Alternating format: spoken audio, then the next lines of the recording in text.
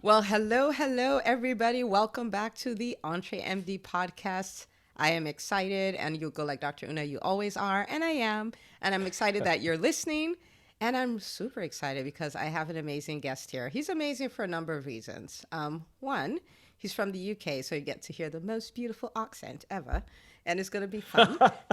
And he's a part of the EntreMD Business School, so we make him talk on purpose just so we can hear him. We can hear him. He's just beautiful, and he's a doctor. He's a lawyer. He's an executive coach. He does executive leadership coach. He does all the things. So this is going to be an amazing conversation. So welcome to the show, Dr. Adam Harrison. Thank you so much.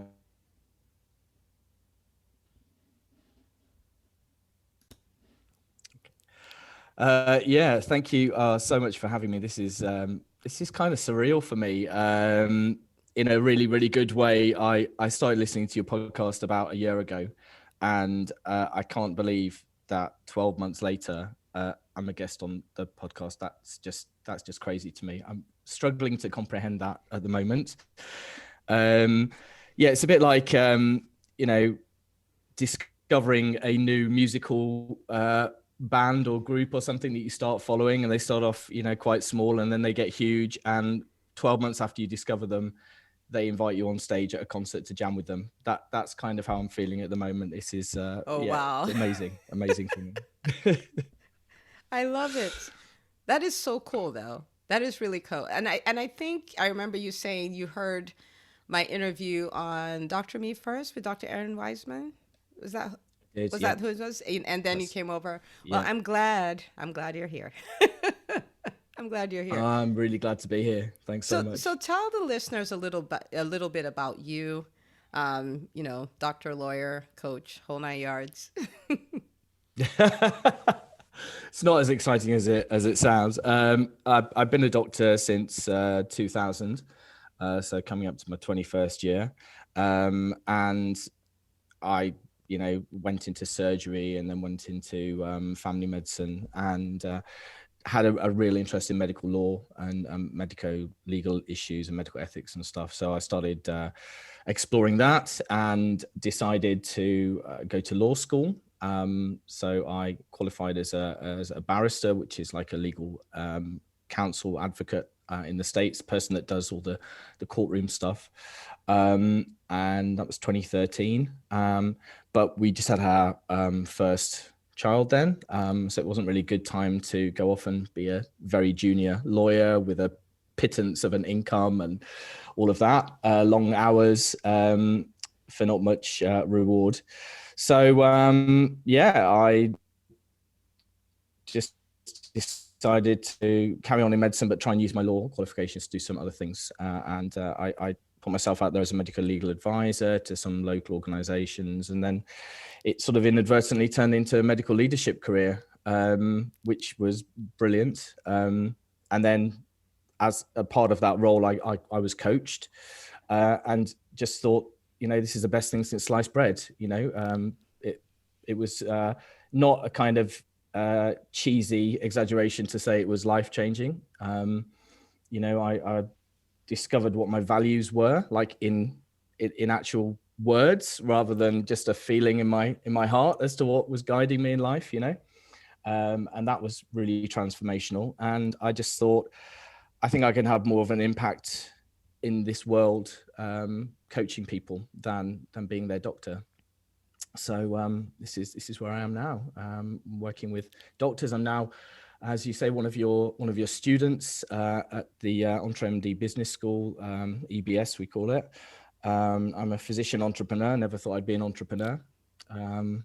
What doctor does, when they go to med school. So it's amazing. It's such a great journey I'm on. And for me, if this is the pinnacle, that's it. I can retire now happy. Oh, wow. I love it.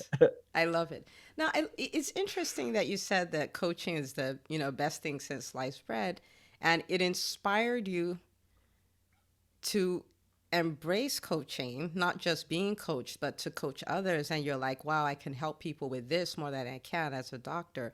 So, Yeah. what kind of transformation happened when you first experienced coaching, like the transformation that made you say, man, I want to do this? Um, I had some leadership coaching in the leadership role that I was in, and my coach was wonderful. Shout out to Dr. Fiona Day, who's a doctor and coach in the UK, and yeah, she just uh, went through all the sort of standard coaching stuff with me, but it was the value stuff I think that really was life changing for me, and it just made me realize that sort of sitting in clinic, just kind of tinkering around the edges of people's medical lives was not satisfying for me, and I wanted to do more. And I, I'm currently, as you know, sort of developing expertise in helping doctors who've been bullied or who've, worked in toxic environments with toxic leaders. That they've been put down, they've been shamed, they've been made to feel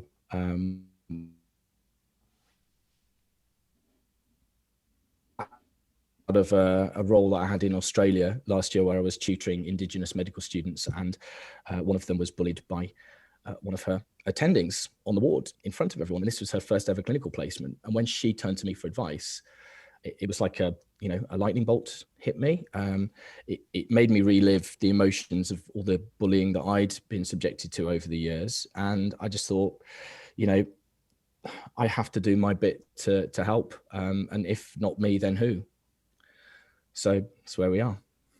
All right. So you found a problem and you're like, yeah, I guess I'll go fix it. Why not? Yeah, I love yeah. it. So with the work that you do, because bullying in the workplace is a real thing. Toxic workplaces, that's a real thing. So tell me about some of the results you've had working with clients. So they were bullied, Yeah. and they worked with you. What were the outcomes they experienced? So I've been thinking about this. So I don't have any quantitative data, as yet. But I've had a lot of excellent verbal feedback about, from the clients, sort of saying they feel much more empowered to be able to call out bullying because we've worked on their confidence. We've turned around some people with imposter syndrome.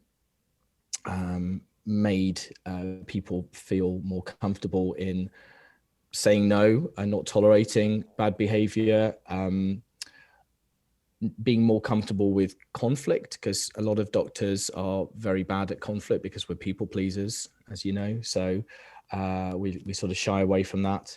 And people on the precipice of being burnt out because of bullying, or maybe bullying is just one of the extra factors on top of everything else Yeah. that's going on, including the pandemic, which has created, this whole extra layer of stress and unhappiness.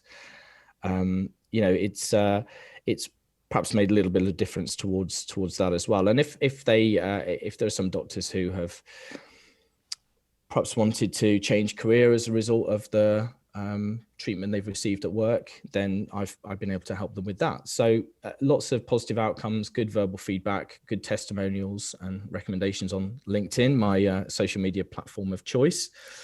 Eventually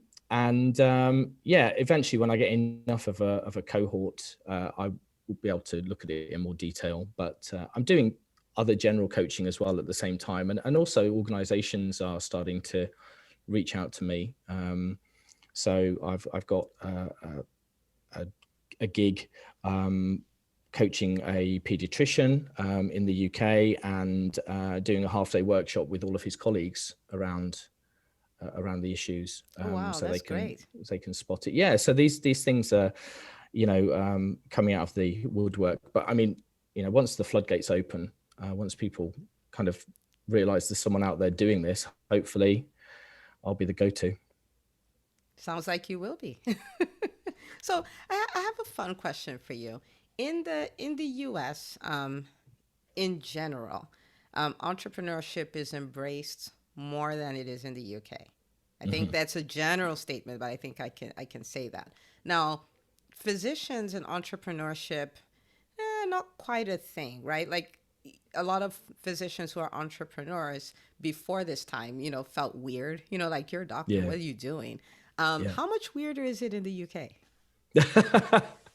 It's probably even weirder because I'm in New Zealand at the moment. So I'm kind of looking at the the market in the UK and seeing what's going on. And I mean, there are some pretty thriving Facebook groups for alternative careers for doctors. It's kind of hard to see where they're originating from. Some terminology gives it away. So talking about GPs rather than family doctors and things like Yeah. this. But there's I think there's more and more interest in it. I think it's a bit like with coaching. Really, doctors are just starting to in the UK just starting to discover that they can do other things. It's we're probably 10 years behind the States at a complete random guess. Yeah, we'll get there. Yeah, You just people like me spread the word about the business school and can help more people. absolutely. And you're not 10 years behind them, they may be, but you're you're not. You're at the forefront. I love it. Now somebody's listening and they're going like, "Yeah, I've been bullied in the workplace. Wow." What are one or two tips you can give someone who's being bullied or who has a toxic workplace, who's being shamed at work, like right now, they happen to be listening? What would you tell them? Yeah. Okay. So I think the first thing is that I mean, if you've sort of confirmed that it is actual bullying rather than you've had a particularly sensitive day and your boss has had a particularly a grumpy day kind of thing, because there's that mismatch that can sometimes explain these one-off things. But first thing is it's just so common. You're not alone. Over 80% of doctors in a survey by the British Medical Association reported bullying. So isn't it strange Wow, to think that high. walking down the corridor in a hospital, and out of every 10 of your medical colleagues you walk past, 8 of them have experienced something similar to you. And if only everyone was able to feel they could speak up about it, there'd be some amazingly helpful conversations that could go on between you and your colleagues. But yeah, so you're definitely not alone. It's not your fault. Please don't ever think that it's your fault. It's not your issue. It's the other person's issue. And there's support out there. But it's it takes a lot of courage to even admit it to yourself, because it's associated with being weak, isn't it? And then there's sort of potential if it's getting you down, there's mental health ramifications and stuff like that. And it's if you report it, do you have to then go to your medical board and declare all of that kind of stuff? But there are techniques out there, coaching techniques, to help with some of the consequences of bullying, like imposter syndrome, low confidence, problems with conflict, assertiveness, being able to make yourself more influential and more persuasive. And these are all coachable things. And, as someone who's been through it, and I'm willing to speak up on behalf of people and be the voice, then hopefully people will come to me because they know that I get it. Lots of coaches can do what I'm doing, but you have to own it. And a lot of coaches are not prepared to do that. So. And you own it. And I'm so happy. I didn't realize it was 80%. So that means you're taking care of an epidemic. That's what you're out to, you know what I mean? That's what you're Yeah. out to fix. And I know, because we've had these conversations in the business school, that it's not just from the perspective of the doctors who are being bullied, but you also work on an organizational level. So that's amazing that you're doing that. And for everybody listening, when we go to medical school, everything's a little cookie cutter, and not in a bad way. You guys know I love the medical training system, right? Like it produced us. And can there be changes? Yes, but it produced us. So we have this cookie cutter thing, right? Go to high school, go to pre-med, go to med school, do your residency, get a job, work, retire, right? And that's kind of the sequence.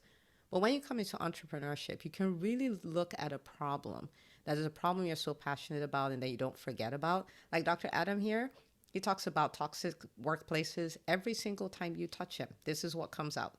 It's his thing. It's his thing. So, what is your thing? You heard what he said. You have to own it. Many people can do what I do, but they don't own it, right? You have to own it. So, what is that thing, right? What is that thing? Just make your decision to own it. This is so good. I love what you do. I do.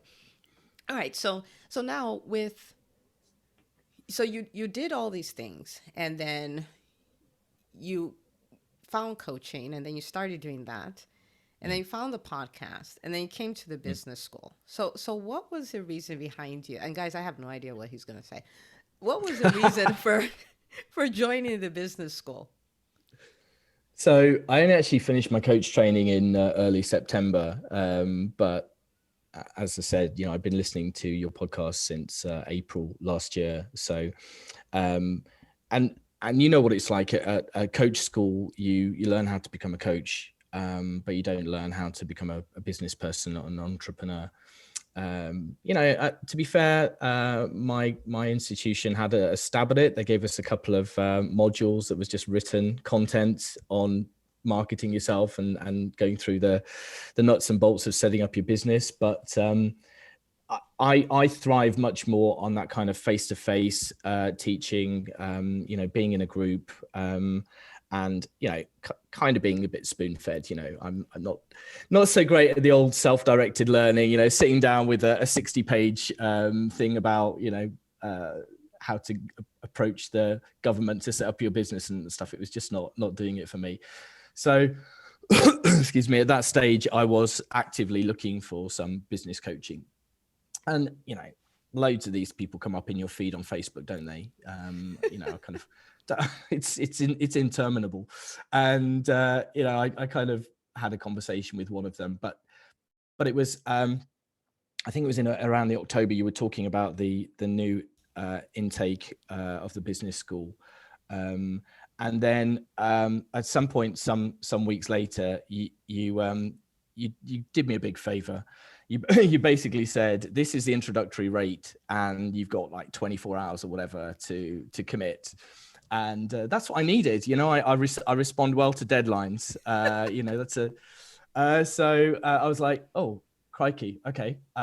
Need to make a decision here. And it was the best decision I've ever made. So because of your guidance remotely, you didn't know me. You didn't know me from Adam. And no pun intended at all. No, very much bad pun, very much intended. But you had helped me so much already. And I just thought, Dr. Una's a physician. She just gets me, she has a beautiful way of putting things. It's just a joy just to listen to your podcast, listen to your melodic tomes.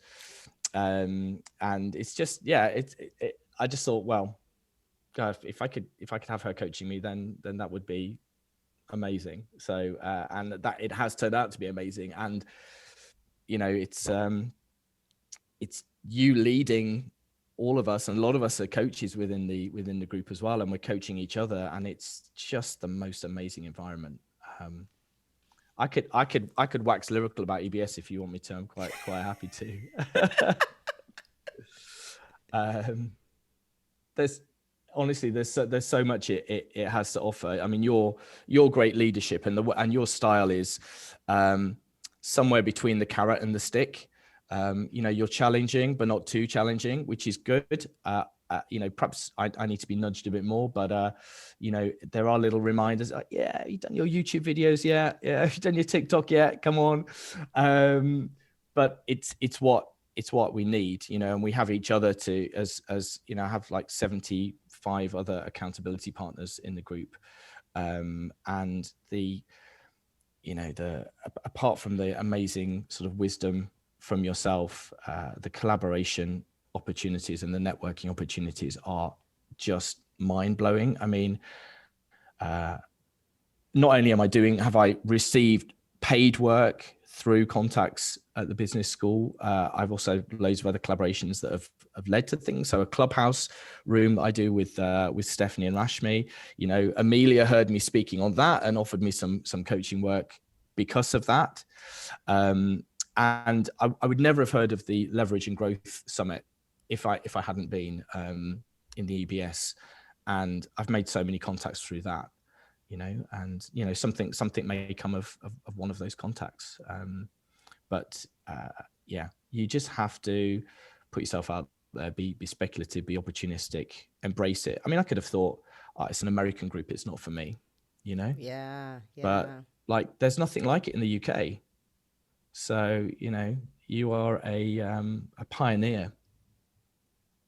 It's As are amazing. you. As are you.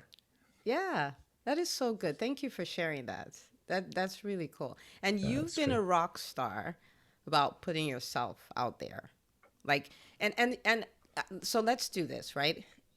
For a lot of coaches, when I talk with them, I'm like, coaching is like your medical degree. Like when you're done with it, you still have this whole business piece to figure out. You know what I mean? Like you Mm. have the coaching certification doesn't mean you're going to be a successful coach.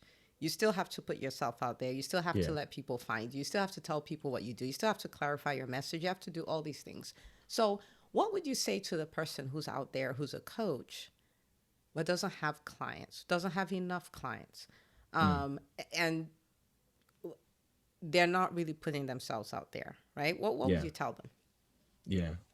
Well, that's the key thing, isn't it? As you say, you might have the best product in the world, but if nobody knows about it, it's completely useless, really. And yeah, at a medical school, they you're just. I think there's a hidden agenda. You're not encouraged to explore other avenues, are you? You know, it's like this is the conveyor belt. Let's churn out a doctor because we need them on the front line to help with patients, basically. So anything else like leadership or entrepreneur teaching is just a distraction from that. Mm, Um, so I think for me, I mean, I've been a very avid LinkedIn networker for probably about 10 years now, but I think I've seen sort of exponential growth in my networking in the last year or so. And I love it. I love networking. You know, who doesn't, as a doctor, who doesn't love talking to people and finding out their story and, you know, sharing your story, you know, the introverts don't. The introverts are like, that's good for you. We're fine not talking to people. Like we're totally that's cool. that is true. That's true. But I guess, you know, you start off online, and you don't have to be that bold straight away. And then, you know, you kind of get some promising nibbles from people, and those are the people that you take it to the next level, and you sort of say, oh, can we arrange a call, can we arrange a Zoom or something like that? And you know, you're putting that time getting to know people, and it really does pay dividends. So it's about networking and just being very speculative and just, you know, creating opportunities for yourself. I approach so many organizations and just say, this is me, how can I help you? You know, this Wow, is what I nice. do. You know, 95% of the time you don't get a reply, but if you get 5% of replies, then, you know, that might lead to something. And just seize every opportunity.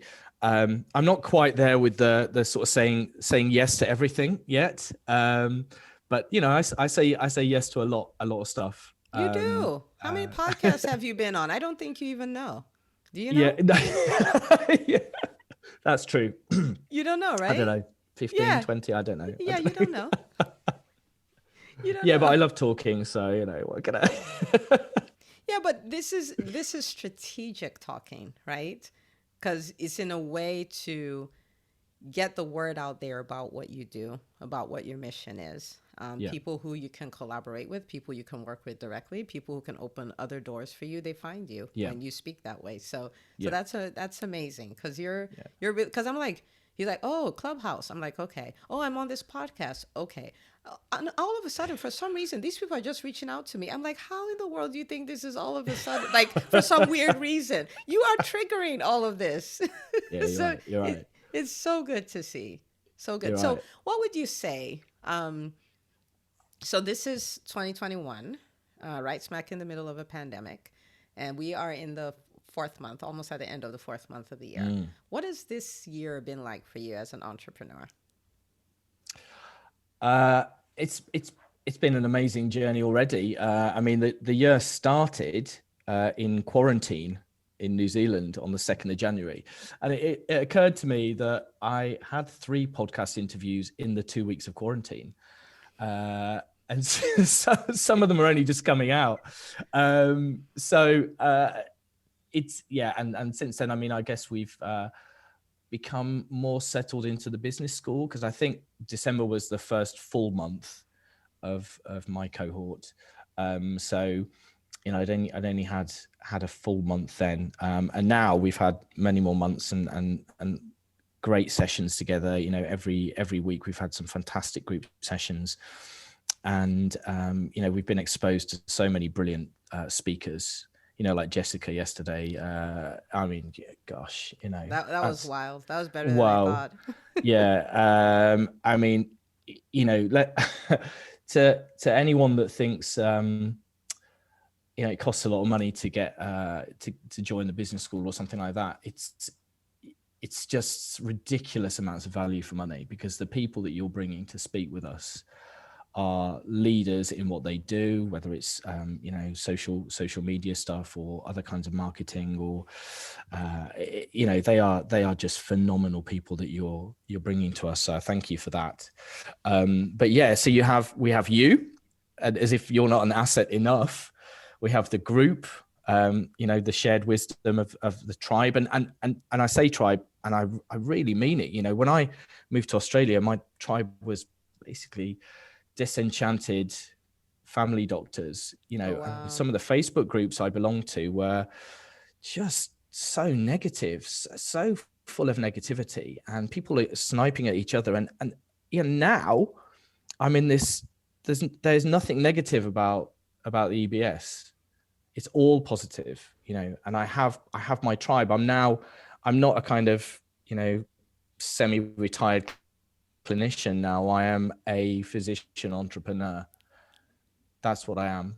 And you're the head of my tribe, and it's really amazing. So, you know, I've achieved quite a lot in terms of picking up clients and some organizational work and stuff in the last 4 months, and I can only see more of that happening over the next 8 months. The snowball. The Yeah, snowball. yeah, yeah. And when I get my social media stuff, I mean, I'm, as you know, I'm not really actively marketing myself. A lot of this is just organic. This is word of mouth. You know, I still haven't sorted out my website. You know, I have a club. I have a clubhouse club with an amazing orthopedic surgeon in Seattle called Darren Davidson. We have a clubhouse club called High Performing Physician, and Stephanie and Rashmi and I are doing our club's first room later on today. So that's really, really exciting. But yeah, I mean, I do get you know, opportunities come along and you have to seize them. It's a bit like Amelia contacted me a few days ago and said, do you want to do a teaching session on the coaching program? And I was like, okay, well, I have my YouTube videos to do for Dr. Una, but I'm sure she won't mind if I distract myself with I this. won't mind if you distract yourself with that. I promise. So, you know, you just grab these opportunities when they come along, and you don't know where they're going to take you. So I yeah, love it. this year is looking good. And you Really good. know, I like that you say, oh, I'm not really putting myself out there. I don't have a website. But the thing is, you're doing a lot of speaking, right? So you're doing the clubhouse, you're doing the YouTube, hint, hint. You're doing the you're doing the podcast, you're doing all of that. So you're constantly talking about what it is that you do. And Mm. so it is organic, but you are triggering it. You know Yeah, what I mean? yeah, And for yeah. everyone listening, I had a mentor who was doing 7 million in revenue every year. She was on the Inc. 5000 and she did not have a website. And I'm not saying that to say don't have a website. I mean, I have a website, so clearly I believe in it. But sometimes that's not the thing that makes the big difference. You're doing what matters. And I love it. It's Yeah, so good. yeah. All right. So people are like, where can we find Adam? Where do they go to find you? LinkedIn, love LinkedIn. I'm just Dr. Adam Harrison on LinkedIn. I have a Facebook page called Coaching Mentoring Doctors. So it's like at Coaching Mentoring Doctors, all as one word. Clubhouse Club, High Performing Physician. And my Clubhouse username is at Dr. Adam Harrison, just Dr. Adam Harrison. My email address is dr.adamharrison@gmail.com. And I'm on Twitter as Medical Leadership Coach. And I think that's it for now. I have a YouTube channel soon, won't I? Yeah, you will. You will. By the end of I'll this week, you update you will. about that. Yeah. Yeah. Okay, so inside joke, but this is what it is. In the business school, we are doing a challenge this month called the Speak to Grow Challenge, and everybody is launching or revamping their YouTube channels, and we'll have 10 videos on it at the end of the month. And they're different kinds of videos and all of that stuff. And you know, because I know the fastest way to grow any business is speaking, and I believe every physician should have a platform. This is the age of misinformation, and it is our job to go up there and present the right information. We can't keep complaining. Like, we can't complain about Dr. Google when we can be on Google, but we won't be, right?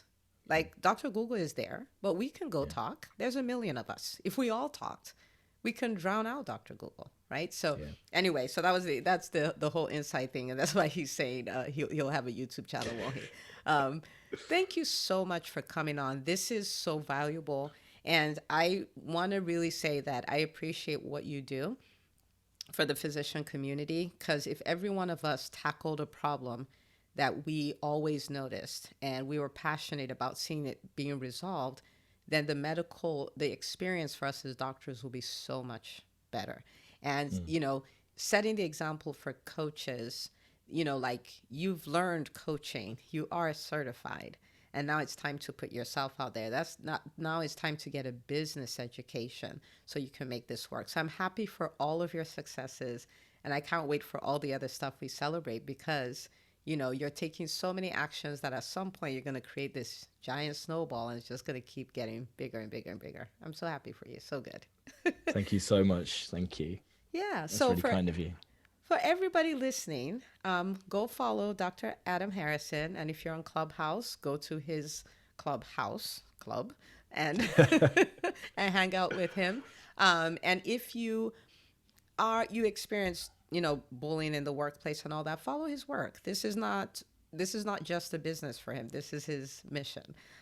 You know, so this episode, I want you to share it with another doctor in your life. You never know who gets inspired by this. You never know who makes a huge change in their life for the better because of it. So share the episode, and I will see you on the next episode of the EntreMD podcast.